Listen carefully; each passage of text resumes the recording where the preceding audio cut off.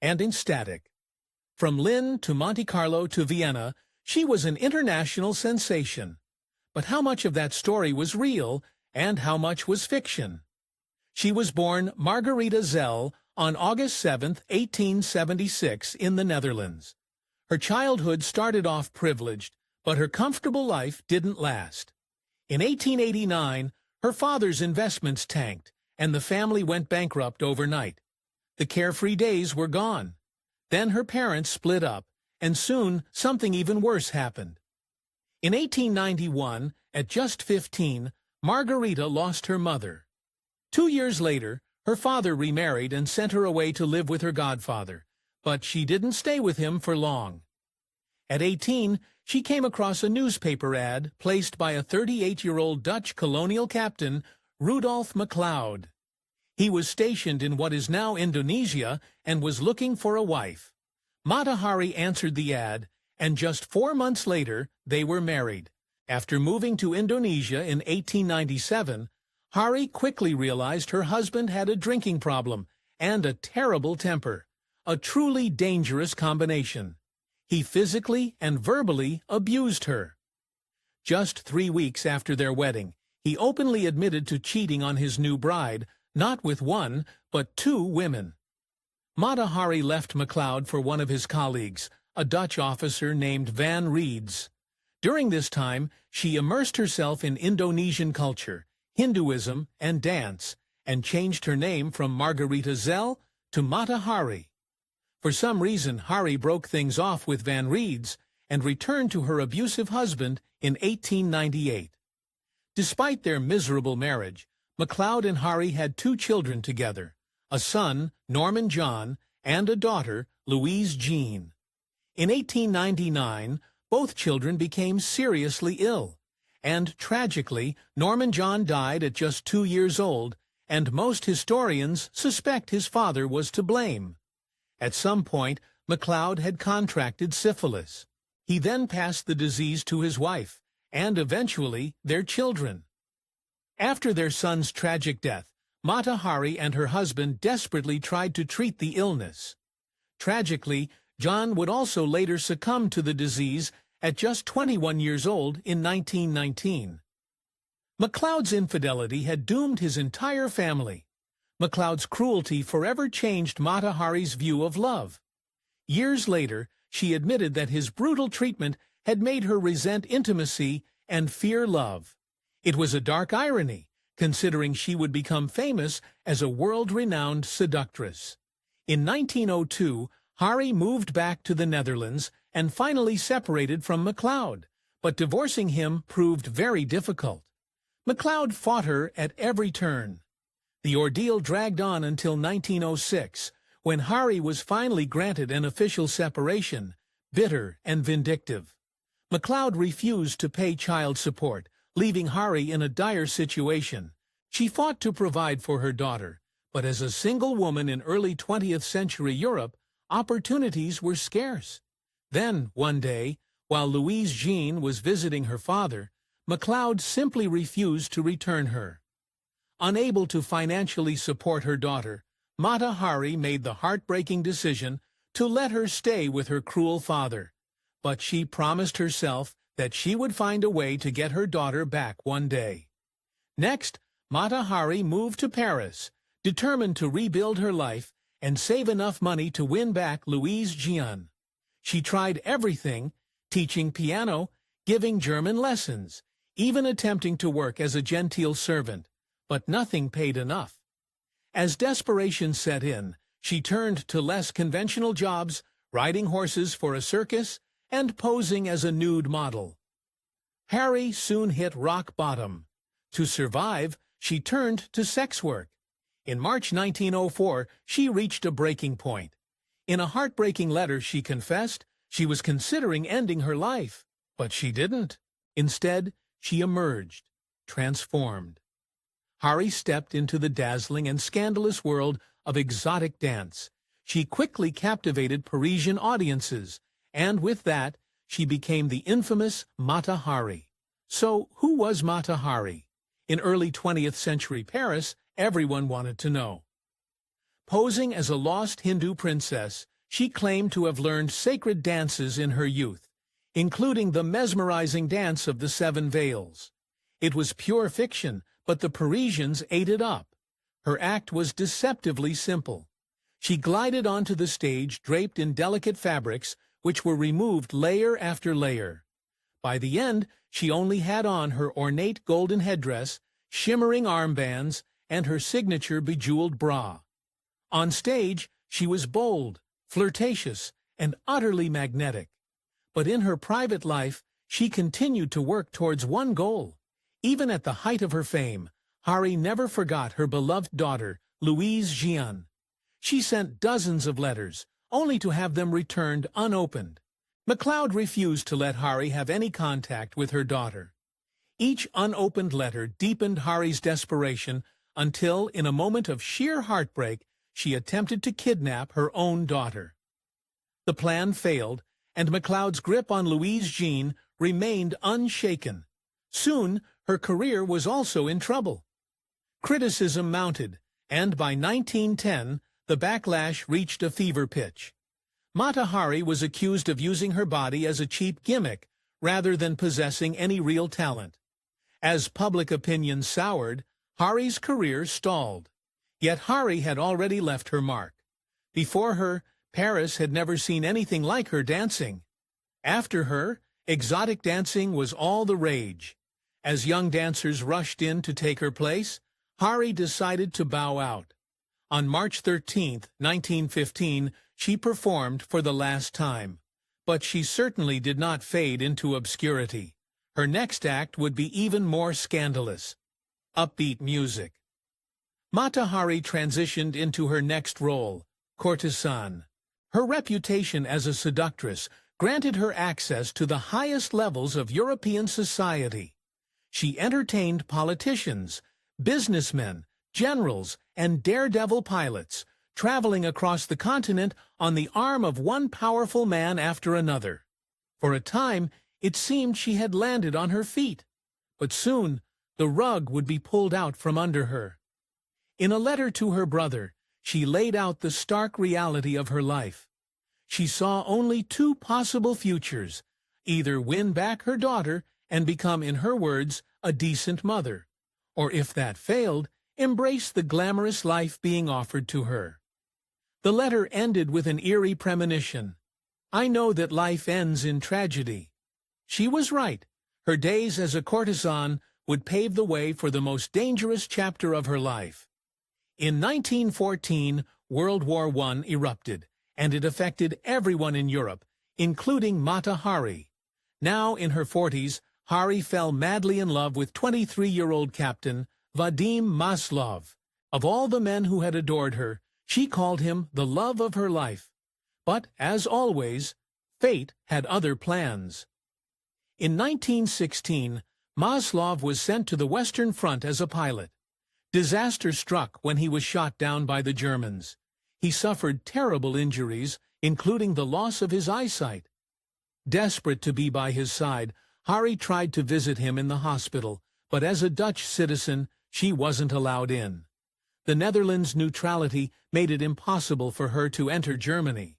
Then, France's intelligence agency came knocking. They had a proposition, a way for Mata Hari to reach her wounded lover. All she had to do was say yes.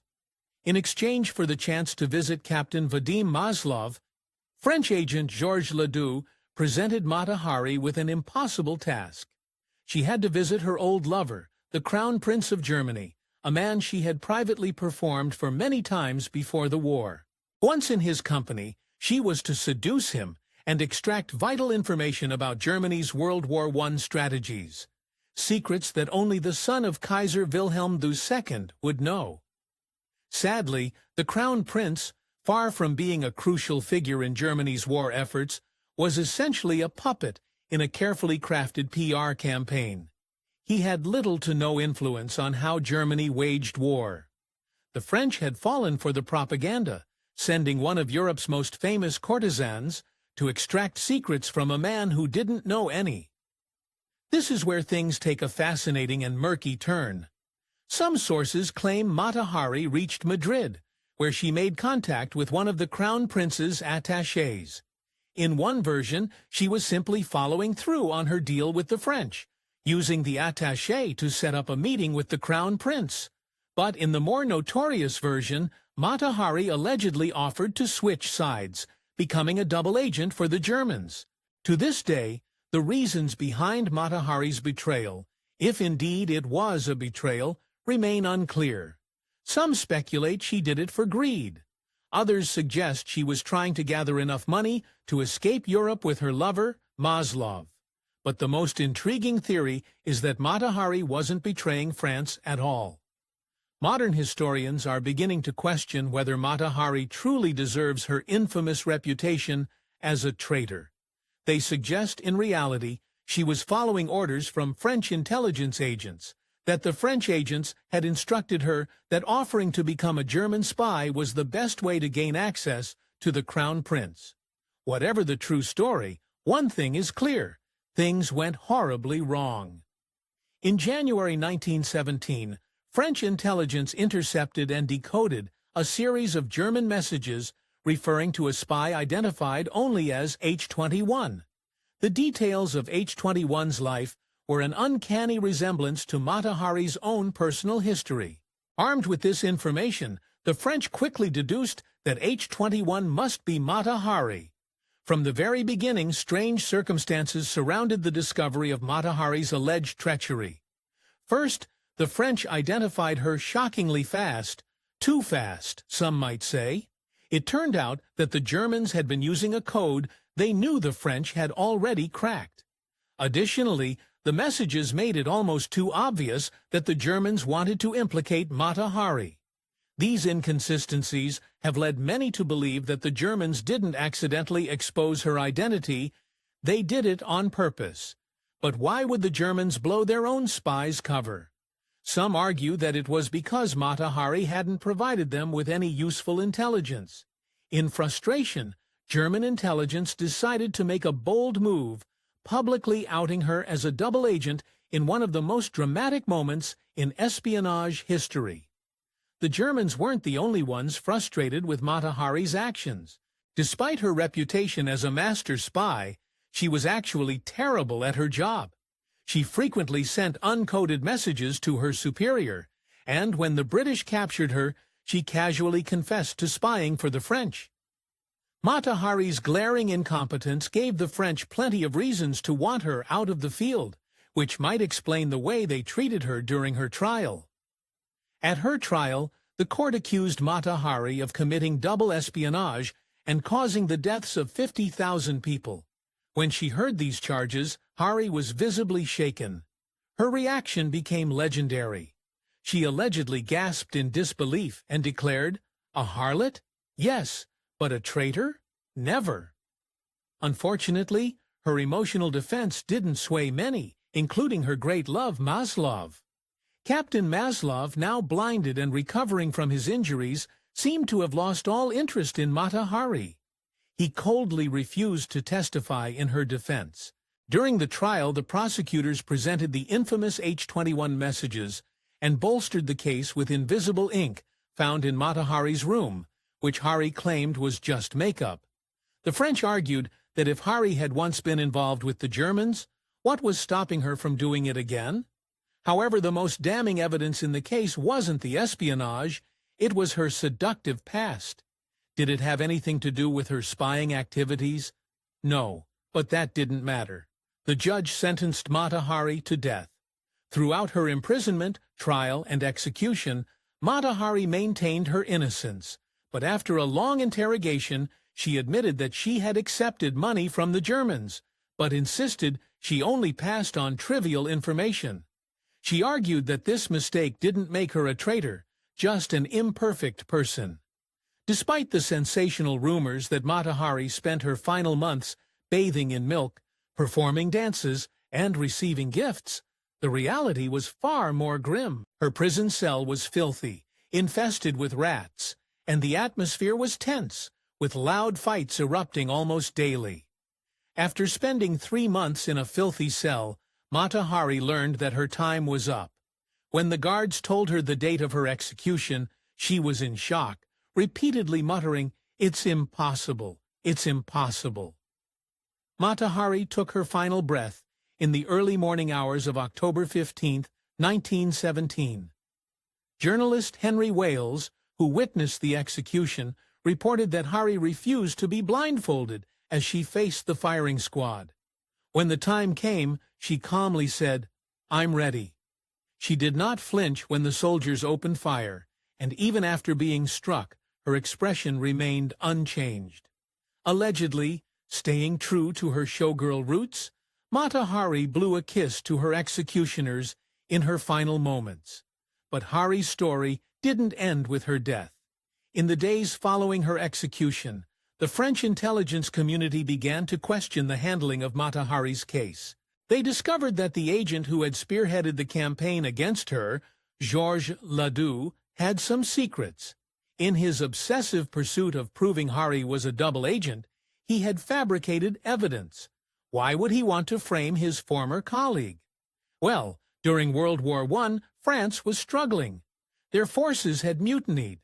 They'd lost crucial battles, and their resources were running out. It would have been convenient for the country to pin its troubles on a single villain, especially a seductive, treacherous woman. France had sensationalized Mata Hari's trial. Even the prosecutor admitted he wasn't entirely convinced of Mata Hari's guilt. But the biggest revelation came soon after her death. Just 4 days after Mata Hari's execution, French agents arrested the man who had accused Mata Hari of being a double agent. He was taken into custody, and ironically, he was accused of being a double agent. While he wasn't found guilty, the accusation raised a troubling question. Was Georges Ledoux the real traitor? Did he set up Mata Hari as a scapegoat?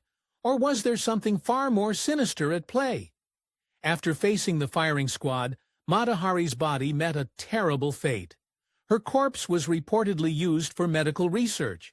Her head was severed and preserved in Paris's Museum of Anatomy. But in a bizarre twist, Mata Hari's head went missing in 2000, possibly as early as 1954. The official story was that during a relocation in 1954, the head was mislabeled and lost.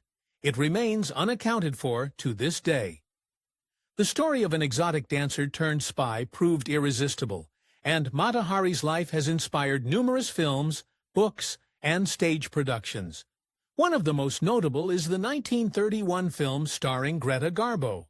Some critics even suggest Mata Hari may have inspired the character of James Bond. Both share the persona of a playboy spy whose secret identity is known the world over. For a century, the French government kept the fact that Georges Ledoux was charged with double espionage a secret, only declassifying the documents in 2017. Why hide this detail for so long? If it didn't have something significant to do with one of the country's most infamous espionage trials.